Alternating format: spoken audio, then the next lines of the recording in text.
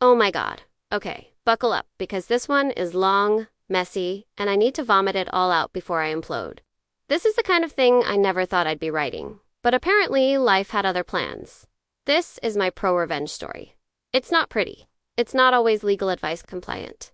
It is, however, cathartic as hell. For context, for 3 years, I had what I thought was the kind of stable, boring, wonderful life people write humble brag posts about. I had a steady job I didn't hate, a small apartment I loved, a circle of close friends, and most importantly, Alex. Alex was funny in the exact way that made me laugh when I felt stupid. He knew the right songs to put on rainy nights. And he had this infuriating habit of making breakfast that tasted like love spelled in eggs and toast. We were not relationship goals on Instagram. We were quieter than that. We were a weekday morning call -me, -when, -you, -get, -their kind of love. I trusted him the way you trust gravity. Then he broke me. It started with tiny things, because of course it did. A missed text that he brushed off. A secretive laugh at his phone when I was 2 feet away. A sudden defensiveness about his work friend Mac. I rationalized. I made excuses. I wanted to believe the man who made me late-night grilled cheese and listened to me cry about my terrible boss would never do the thing that felt too big to even imagine. Then, one night I found proof. Not the cinematic movie plot proof where it's all dramatic and tidy. Real life is uglier. One stupid thread of an email that auto-filled. A calendar invite that flashed on his laptop screen because he forgot to close it. It was enough. Enough to know. Enough to explode.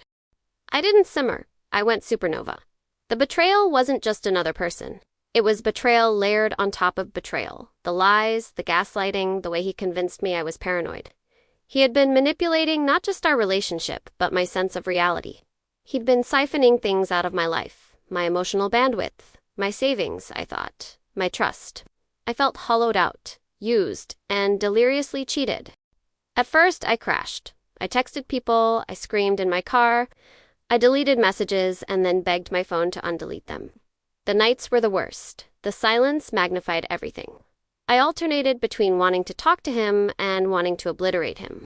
After a week of crying until my head hurt, I did something that calmed me. I documented, not in a frantic I'll ruin him way at first. I documented like someone who wants to catch a pattern. Emails, dates, little screenshots of conversations when he let his guard down. Receipts, a note here or there.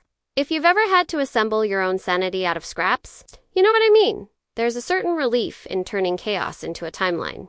And then the decision, I wasn't going to beg. I wasn't going to be the person who shrieks and slams doors for the comment section. I wanted him to feel the consequences of what he'd done. Not because I'm some cartoon villain. Because he needed to see that actions have reverberations. And I wanted to take back the agency he stole. Important note, I refused to do anything illegal. I refused to become a mirror of his cruelty. That limited some options, ironically making the revenge sharper because it had to be smart, not dirty. Also, I wanted to hurt him in the places that matter. Reputation, stability, and the throng of I'm untouchable he'd built around himself. Step 1, assemble allies. I told 2 of my closest friends everything. The truth, raw and ugly. They were incandescent with rage on my behalf, and they turned into planners very quickly. Friends, please. Never underestimate the power of friends who know how to use a spreadsheet. They kept me steady, and they kept me from doing something I'd later hate. My sister overheard a phone call and came over the next day with legal-leaning advice and a lawyer's contact. She's not a lawyer, she just knows people who know people. I couldn't have done any of this alone. This is the part where I shout thank you to the 3 lovely people who didn't let me disappear into fury.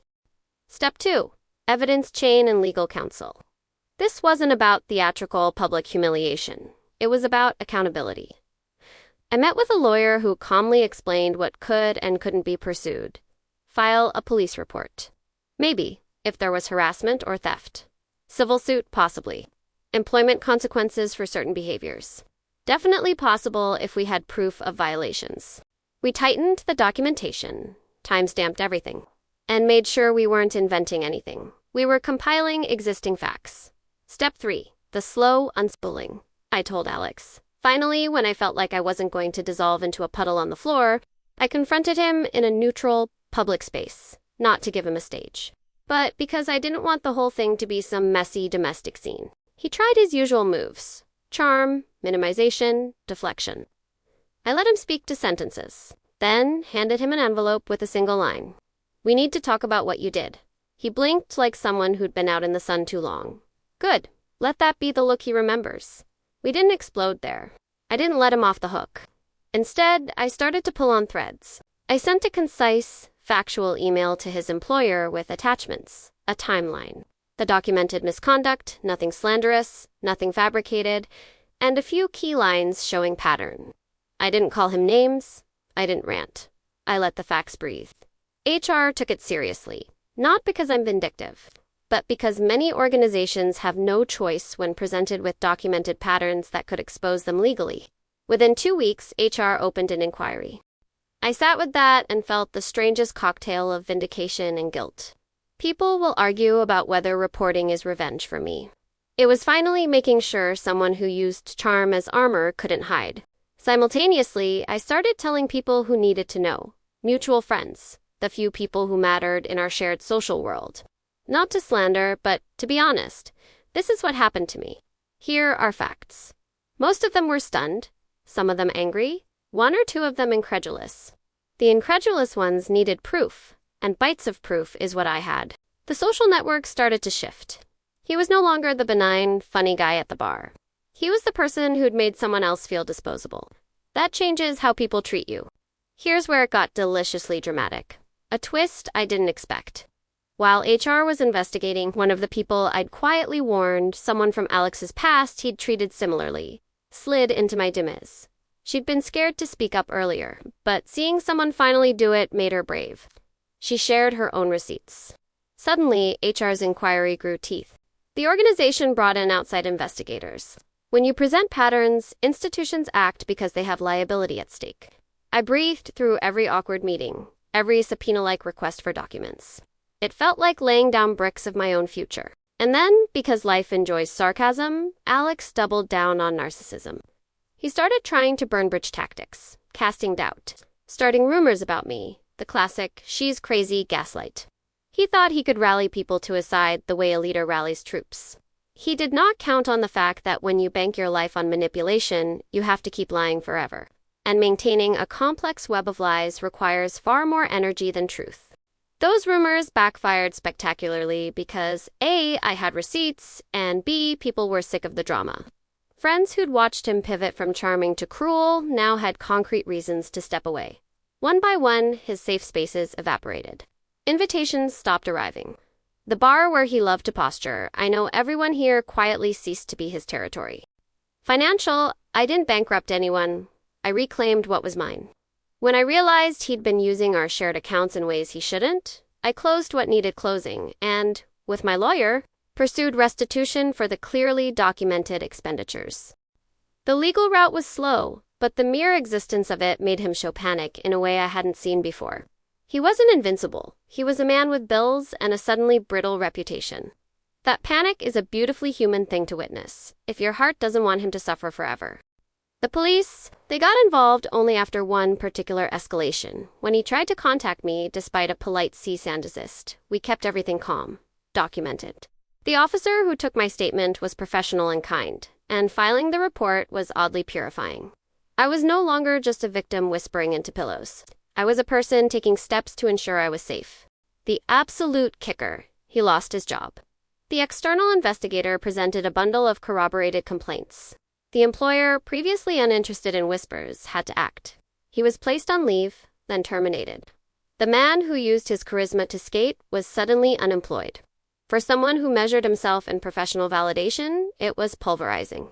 Socially, people stopped inviting him. People who'd once laughed at his jokes now avoided eye contact. One evening, at a mutual friend's dinner, a woman he'd wronged stood up and told the room, calmly and beautifully, what had happened. No theatrics, no cheering, just calm truth. The room closed ranks around those who told the truth. He sat smaller than I'd ever seen him.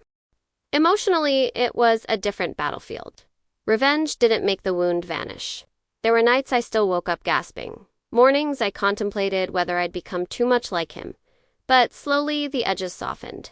I rebuilt rituals that felt like me. Morning runs where my breath matched my feet. Long, messy dinners with friends, afternoon naps that were indulgent rather than guilt-ridden. I took back the playlists.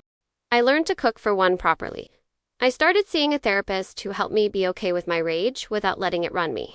Friends and family were crucial. My sister came to court not for me, but because I asked for support.